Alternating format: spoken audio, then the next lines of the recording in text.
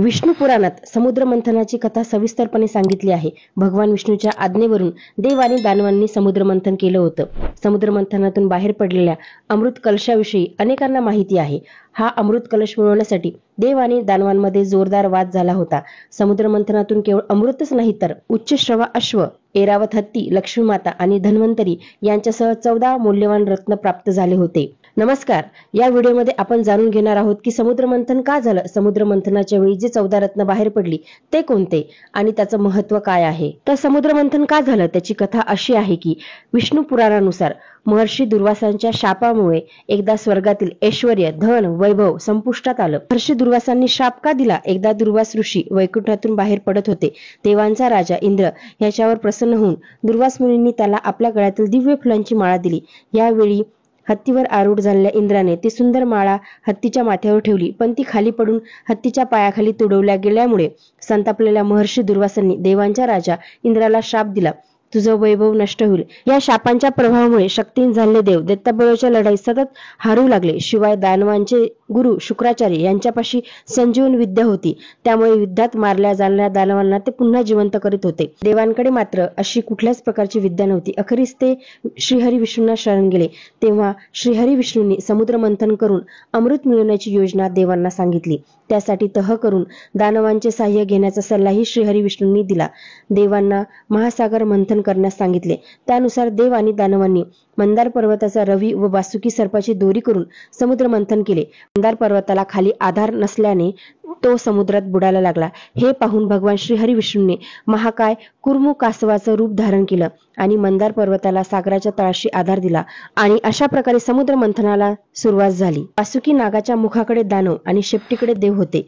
पुन्हा पुन्हा वासुकी नागाला पकडून ओढत जात असल्याने त्याच्या मुखातून अग्निज्वाला आणि विषाचे धूर बाहेर आले।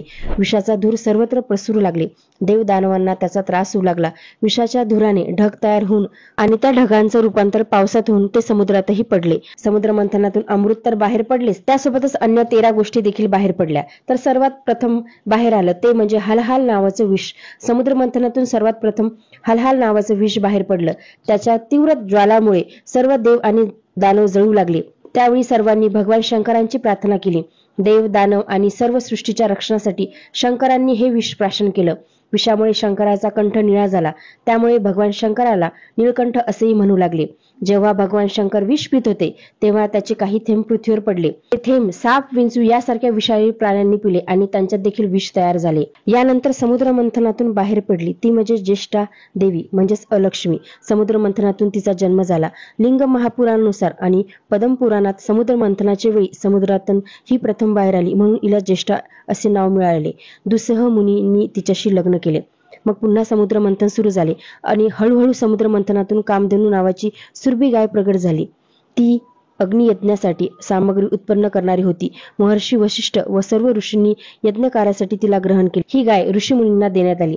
जसं देवामध्ये श्रीहरी विष्णू, सरोवरामध्ये समुद्र, नद्यांमध्ये गंगा, पर्वतामध्ये हिमालय, भाविक भक्तामध्ये नारद मुनी आणि तीर्थक्षेत्रामध्ये केदारनाथ श्रेष्ठ आहे, त्याच कामधेनूची गायीची प्रजाती सर्व गायीमध्ये श्रेष्ठ आहे। समुद्र मंथन करतावेळी तिसरं रत्न बाहेर आलं ते म्हणजे उच्चश्रवा अश्व। कामधेनू गायीनंतर समुद्र मंथनातून उच्चश्रवा अश्व बाहेर आला। हा अत्यंत उच्च दर्जाचा अश्व होता। श्रवा म्हणजे तीक्ष्ण कानाचा, 7 शीर असलेला शुभ्र उडणारा घोडा प्रगट झाला। पांढऱ्या रंगाच्या अश्वामध्ये आकाशात उडण्याची क्षमता देखील होती। हा घोडा दानवांचा राजा बळीला मिळाला। बळी राजाच्या मृत्यूनंतर हा घोडा देवांचा राजा इंद्रदेवांना प्राप्त झाला आणि नंतर हा घोडा सूर्यदेवाचे वाहन बनला। समुद्र मंथनाच्या वेळी चौथं रत्न बाहेर पडलं ते म्हणजे ऐरावत हत्ती। समुद्र मंथनातून पांढऱ्या रंगाचा अद्भुत हत्ती बाहेर आला। या हत्तीत आकाशात उडण्याची क्षमता होती। देवांचा राजा इंद्राने हा हत्ती आपले वाहन म्हणून स्वीकारला। ऐरावत हत्तीला 4 सोंडे 8 दात होते। ऐरावत हत्तीला अभ्रमातंग, ऐरावन, अभ्रभुवल्लभम, श्वेतहस्ती, मल्लनाग, हस्तिमल्ल, सदादान, सुदामा, श्वेतकुंजर, गजाग्रणी आणि नागमल्ल अशी इतर नावे देखील आहेत। समुद्र मंथनातून 5वं रत्न बाहेर आलं ते म्हणजे कौस्तुभमणी। सर्व दागिने आणि रत्नामध्ये कौस्तुभ रत्न समुद्र मंथनातून प्राप्त झाले। हे रत्न इतके दिव्य होते की त्याचा प्रकाश सर्वत्र पसरला। हे रत्न भगवान श्रीहरी विष्णूंनी आपल्या गळ्यात म्हणजेच आपल्या हृदयावर धारण केले। समुद्र मंथन करतावेळी पुढचं रत्न बाहेर पडलं ते म्हणजे कल्पवृक्ष। हा दैवी औषधी वृक्ष आहे। यात अनेक आजार बरे करण्याची ताकद आहे। हा वृक्ष देवांचा राजा इंद्राला प्राप्त झाला। इंद्राने हिमालय पर्वताच्या उत्तर दिशेला समुद्र मंथनातून सुंदर अप्सरा बाहेर पडल्या. त्यांचे रंभा असे नामकरण करण्यात आले. या देवांना प्राप्त झाल्या. रंभा इंद्राच्या दरबारातील मुख्य नर्तिका बनली. त्या अप्सरांना देवांगना देखील म्हणत असत आणि ह्या स्वर्गाधिपती इंद्राच्या दरबारात नृत्य गायन करणाऱ्या स्वर्गीय अप्सरा होत्या. समुद्र मंथन करतावेळी पुढचं रत्न बाहेर आलं ते म्हणजे लक्ष्मी माता. लक्ष्मी माता ही समुद्र राजाची कन्या आहे. ती कमलासनावर विराजमान, चतुर्भुज, तेजस्विनी, सुंदर होती. भगवान विष्णूच्या आदेशावरून समुद्र मंथन केलं गेलं. लक्ष्मी मातेला परत मिळवणं हा भगवान श्रीहरी विष्णूचा समुद्र मंथनामागील प्रमुख उद्देश होता. कारण जेव्हा भगवान श्रीहरी विष्णू विश्वाच्या पालन पोषणात व्यस्त होते तेव्हा लक्ष्मी माता खोल समुद्रात लीन झाली होती. समुद्र मंथनातून लक्ष्मी माता पुन्हा बाहेर आली आणि तिने स्वतः श्रीहरी भगवान विष्णूंची निवड केली. आता लक्ष्मीने श्रीहरी विष्णूच्या गळ्यात कमळाच्या फुलांचा हार घातले आणि विवाह संपूर्ण झाला. समुद्र मंथनातून एक मद्य देखील बाहेर पडलं. त्याचं नाव होतं वारुणी. समुद्र मंथनातून ज्या मद्याची उत्पत्ती झाली त्याला वारुणी असं म्हटलं गेलं. विष्णूच्या आदेशावरून वारुणी दानवांना मिळाले. समुद्र मंथनातून पुढचं रत्न बाहेर पडलं ते म्हणजे चंद्र. चंद्राची उत्पत्ती ही समुद्र मंथनातून झाली आहे.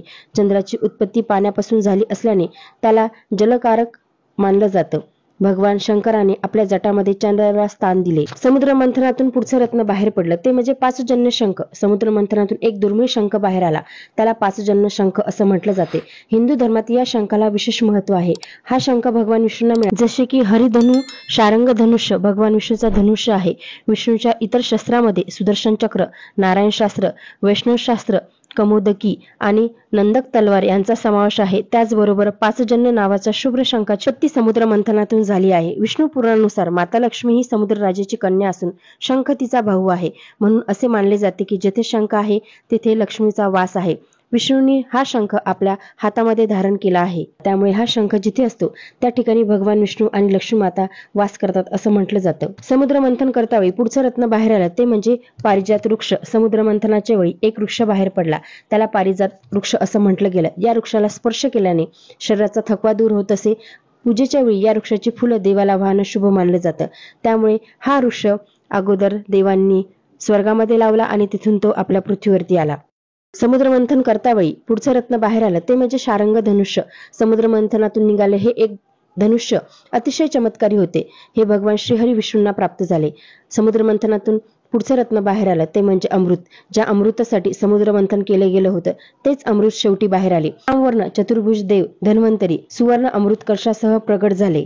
भगवान धन्वंतरी स्वतः अमृत कलश घेऊन प्रगट झाले. पाहून दानव चकित झाले. राक्षसांनी धन्वंतरीच्या हातातून अमृत कुंभ पळून नेले. अमृतासाठी श्रीहरी विष्णूंना देव आणि दानव भांडताना दिसले. दुर्वास ऋषीच्या शापामुळे देवांना शक्ती नव्हती आणि ते राक्षसाशी लढू शकत नव्हते. सुवर्ण अमृत कुंभ ते घेऊ शकत नव्हते म्हणून ते निराश झाले. देवांचं नैराश्य पाहून भगवान श्रीहरी विष्णूंनी मोहिनीचे रूप धारण केले. ही सुंदर विश्व मोहिनी पाहून सगळेजण अमृत कलशाला विसरले. राक्षस देवता असुर स्वरभानू राहुकेतू पुन्हा पुन्हा मोहिनीकडे पाहू लागले.